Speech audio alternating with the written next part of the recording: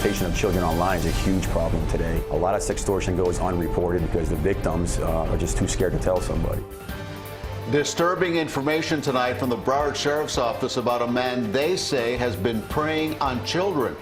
BSO's Office of Internet Crimes Against Children has already accused this man of what's called sextortion with one child. And tonight they say there could be many victims out there. Investigators tell us the crimes against children are becoming more and more common. CBS 4's Carrie Codd is live at BSO headquarters with more. Carrie. That's right. Sextortion is a serious problem, and it's getting attention from law enforcement both locally and nationally. And tonight, BSO says the man at the center of our story may have an additional 20 victims here in Broward County. It started on Snapchat. Investigators with the Broward Sheriff's Office say a 14-year-old Broward girl struck up a friendship with an 18-year-old man. Then investigators say things turned criminal. He was able to access her online account, which had a file in there, which saved some of her personal pictures. That's Sergeant Thomas McInerney with the Broward Sheriff's Office.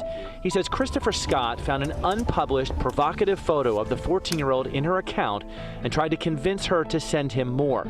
McInerney says the messages between Scott and the victim, which are detailed in Scott's arrest report, give a glimpse into how these crimes work when a suspect tries to coerce a victim into sending them sexually explicit pictures or videos.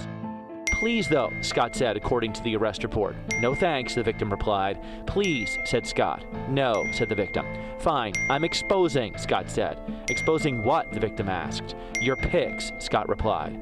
Later in the conversation, BSO says Scott told the victim, we don't have to talk, just like show, and it will be fast, and I will delete everything. He kept wearing her down, and she kept saying no. And at one point, when he tried to use that picture he was able to obtain from her account, to try to exploit her to make her send those pictures to him.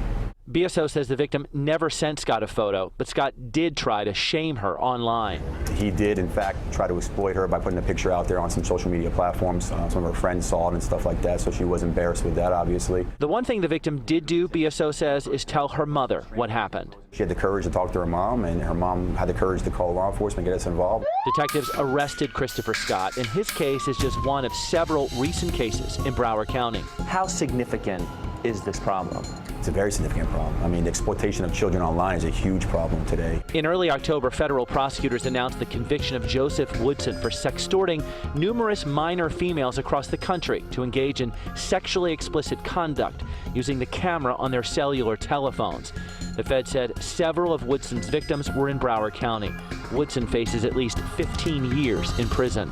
McInerney says they are seeing more and more of these types of cases, and he believes there are far more that they don't hear about. A lot of sextortion goes unreported because the victims are just too scared to tell somebody. It's a big enough problem that the FBI recently launched a sextortion awareness campaign, with this poster being placed in some schools. Christopher Scott's attorney did not want to comment, but said Scott has pleaded not guilty to the charges. McInerney says sextortion cases are serious and can create long-lasting problems for victims.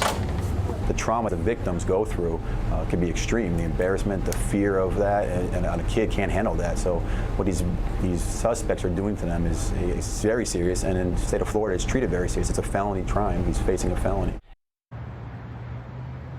And right now, BSO says that they believe Christopher Scott used a number of Snapchat accounts to communicate with these possible victims.